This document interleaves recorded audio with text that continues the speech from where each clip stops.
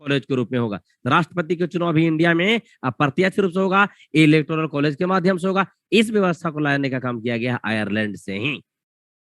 इस सारा व्यवस्था लाने के बाद आगे की बात बोला गया, भैया ऑस्ट्रेलिया से का लाने का काम किया गया। ऑस्ट्रेलिया से भी 2-3 चीज लाया गया था ना।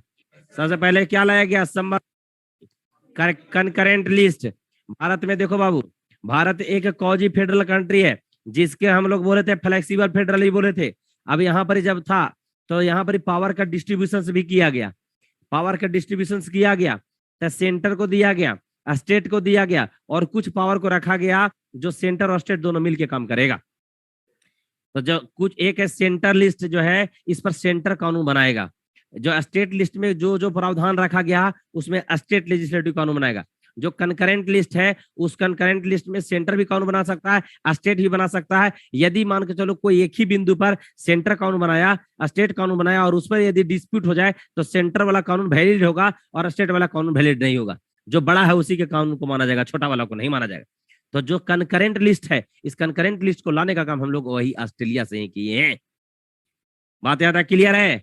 आगे भारत में जब शुरू दिन बताए थे कि कोई भी कानून बनता है तो बिल पास करने का प्रोसेस होता है, जिसमें से लोकसभा हो पास होगा, उसके बाद राज्यसभा में जाएगा, राज्यसभा से बिल पास होगा, उसके बाद प्रेसिडेंट के पास जाएगा, प्रेसिडेंट जो है उस पर सिग्नेचर करेगा, जब प्रेसिडेंट उस पर सिग्नेचर करेगा तब जाकर कानून फाइनली बनेगा।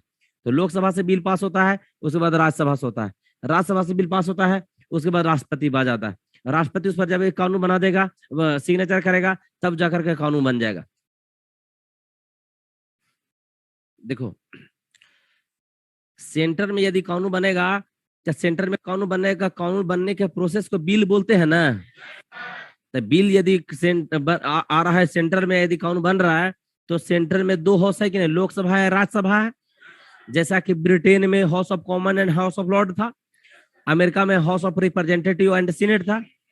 में यदि हाउस ऑफ भारत में यदि लोकसभा है या राज्यसभा है, तो बिल आएगा तो बिल पहले लोकसभा से पास होगा तो राज्यसभा में जाएगा। यदि बिल पहले राज्यसभा में आया तो राज्यसभा से आएगा, फिर उसके बाद जाएगा, उसके बाद जाएगा राष्ट्रपति, राष्ट्रपति सिग्नेचर करेगा तब कानून बनाएगा। लेकिन ऐसा हो जाए कि लोकसभा से बिल पास हो गया, राज्यसभा में गया और राज्यसभा से बिल पास ही ना हो।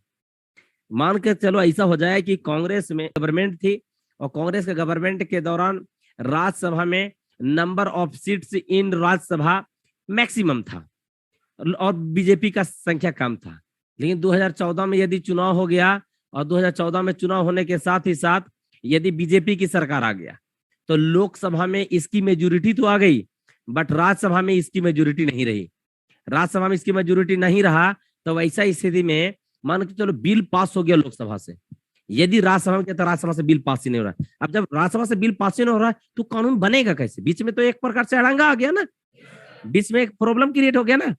तो वैसा स्थिति में तीसरा रास्ता निकाला गया, और उस तीसरा रास्ता निकालने का सुझाव हमको ऑस्ट्रेलिया ने दिया। क्या बोला कि देख भाई, यदि मान के चलो लोकसभा से बिल पास हो गया, राज्यसभा में गया, राज्यसभा से बिल नहीं पास हो पा रहा है, तो वैसी में ज्वाइंट सेशन करवा और उसमें लोकसभा एंड राज्यसभा दोनों के मेंबर को एक साथ बैठा और दोनों के मेंबर को एक साथ बैठा करके बिल पास कर दो। अब सिंपल से सोचने वाली बात है कि राज्यसभा यदि लोकसभा के में गवर्नमेंट बनने के लिए मेजोरिटी पास कर रहा है, तो भैया जिसका गवर्नमेंट है उसकी मेजोरिटी ज्यादा है लोकसभा, तो उसकी संख्या ज्यादा ना होगा हो, और लोकसभा के ऑलरेडी भी संख्या ज्यादा है, 545 है। अब देखो 552 है, लेकिन 545 भी वर्किंग में है, सिंपल सी बात। उसी प्रकार से राज्यसभा की बात किया जाए, राज्यसभा में 245 को मेंबर है। अब सिंपल सी बात है, जब दोनों को ज्वाइंट सेशन करवाया जाएगा तब पलड़ा किसका भारी रहेगा? लोकसभा का रहेगा कि नहीं? और जब लोकसभा में बहुमत किसका? गवर्नमेंट का, तब पलड़ा किसका भारी? गवर्नमेंट का। गवर्नमेंट जो चाहेगा से ना कर लेगा, राज्यसभा जाकर के उधर ताकते है, ये व्यवस्था लाया गया। राज्यसभा में जाए, राज्यसभा में यदि तो वैसे